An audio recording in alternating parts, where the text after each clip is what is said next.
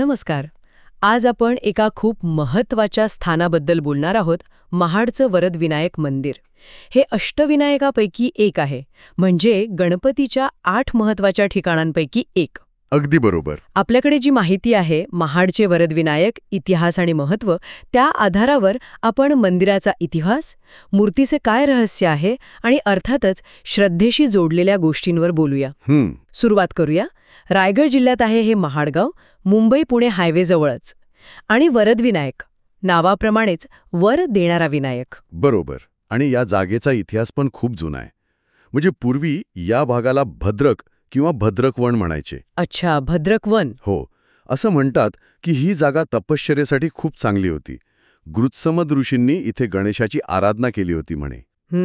गृत्समद ऋषी. हो, आणि त्यांना गणेशाने वरदान दिलं अशी एक जुनी कथा आहे. त्यामुळे या जागेचं जे आध्यात्मिक महत्त्व आहे ते खूप आधीपासून आहे. पण आज आपण जे मंदिर बघतो ते कधीच आहे? कारण ऋषींचा काळ तर खूपच प्राचीन वाटतोय. अगदी. ते बरोबर आहे.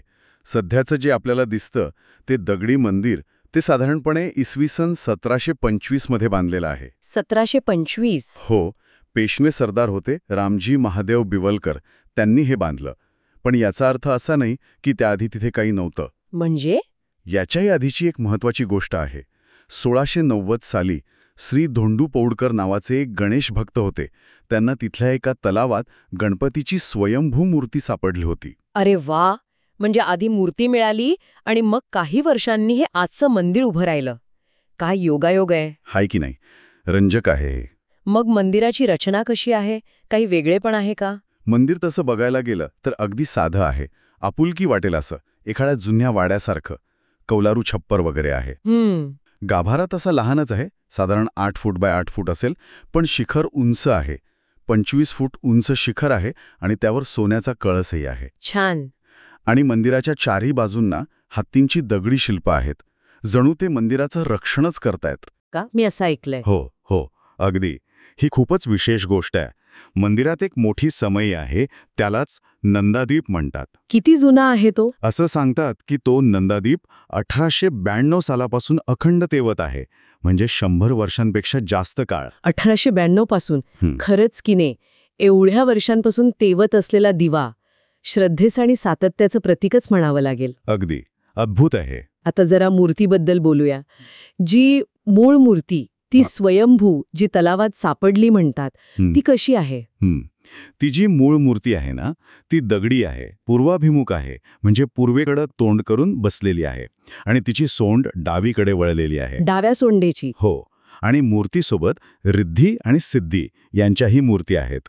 पण इथे ना एक थोडीशी गुंतागुंतीची गोष्ट आहे. अच्छा, काय झालंय? झालं असं की जी मूळ मूर्ती 1690 मध्ये सापडली होती, ती आता इतक्या वर्षांनी थोडी, म्हणजे तिची झीज झाली, थोडी जीर्ण झाली. हा, नैसर्गिक आहे ते. हो. त्यामुळे काही वर्षांपूर्वी मंदिर प्रशासनाने ठरवलं की त्या मूळ मूर्तीला गाभाऱ्याच्या बाहेर ठेवावं आणि गाभाऱ्यात तशीच दिसणारी एक नवीन मूर्ती बसवावी. अरे मग ह्या निर्णयावरून थोडा वाद झाला. त्यावेळी कोर्ट केस पण झाली, जी अजूनही चालू आहे, म्हणजे निर्णय व्हायचा आहे. अरे बापरे. म्हणजे आता मंदिरात 2 मूर्ती आहेत, एक आत गाभाऱ्यात पूजेसाठी आणि ती मूळ स्वयंभू मूर्ती बाहेर.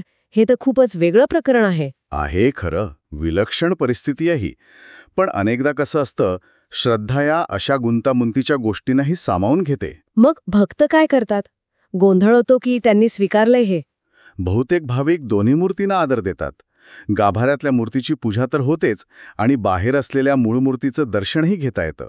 म्हणजे बहुतेक लोक दोन्ही रूपांना एकाच देवत्वाचा भाग मानतात असं वाटतं. हे समजण्यासारखं आहे. आणि अजून एक गोष्ट जी या मंदिराला एकदम खास बनवते, ती म्हणजे इथे भक्त स्वतः मूर्तीला स्पर्श करून पूजा करू शकतात. अगदी. हे फार महत्वाचं आहे.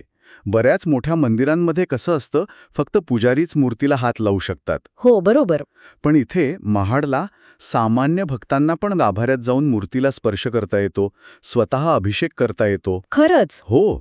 यामुळे भक्तांना देवाशी एक थेट, अगदी वैयक्तिक नातं जोडल्यासारखं वाटतं. ते भक्त आणि देव यांच्यातलं अंतर कमी होतं असं म्हणायला हरकत नाही. या थेट संपर्कामुळे तिथलं वातावरण पण जास्त जिव्हाळ्याचं वाटत असणार. मग इथले मुख्य उत्सव कोणते साजरे होतात? अर्थातच भाद्रपद शुद्ध चतुर्थी म्हणजे आपली गणेश चतुर्थी. गणेशाचा प्रकट दिन, तो तर खूप मोठा उत्सव असतो इथे. हां, तो तर असणारच. आणि दुसरा महत्त्वाचा दिवस म्हणजे माघ शुद्ध चतुर्थी, जिला माघी गणेश जयंती म्हणतात. या दिवसाचं एक वेगळं महत्त्व आहे. हो, मी ऐकलंय की माघी चतुर्थीला इथे मिळणारा नारळाचा प्रसाद घेतला की संतती प्राप्ती होते, अशी एक श्रद्धा आहे. हो, ही श्रद्धा खूप जुनी आहे, पिढ्यानपिढ्या चालत आलेली आहे. आणि अनेक भाविक याच श्रद्धेने येथे येतात आणि प्रार्थना करतात. त्यामुळे वरदविनायक हे नाव अगदी सार्थ ठरतं, वर देणारा विनायक. बरोबर. अष्टविनायक यात्रेत तर या मंदिराचं स्थान खूप महत्त्वाचं आहे. म्हणजे काही जण यात्रेच्या क्रमात याला चौथं मानतात, काही सातवं. पण तो क्रम काहीही असो, महत्त्व कमी होत नाही. म्हणजे संकट दूर करणारा आणि इच्छा पूर्ण करणारा अशीच ख्याती आहे. अगदी. तर आजच्या या आपल्या चर्चेतून महाडच्या वरदविनायकाचं प्राचीन इतिहास, ती तलावात मूर्ती सापडण्याची रंजक गोष्ट, मग त्या दोन मूर्तींचं आजचं वास्तव आणि भक्तांना मिळणारी ती थेट पूजेची संधी, या सगळ्या महत्त्वाच्या गोष्टी आपण पाहिल्या. निश्चितच. आणि जाता जाता एक विचार मनात येतो की नाही, की ती तलावात सापडलेली मूळ मूर्ती, मग त्यावर लोकांच्या श्रद्धेतून हळूहळू उभं राहिलेलं मंदिर, आणि आज दोन मूर्तींचं जे थोडं वादग्रस्त पण लोकांनी स्वीकारलेलं वास्तव आहे. या सगळ्या प्रवासात दिसतं की श्रद्धा आणि इतिहास कसे एकमेकात गुंतलेले असतात आणि काळानुसार कसे बदलत जातात, कसे जुळवून घेतात. यावर विचार करायला नक्कीच जागा आहे.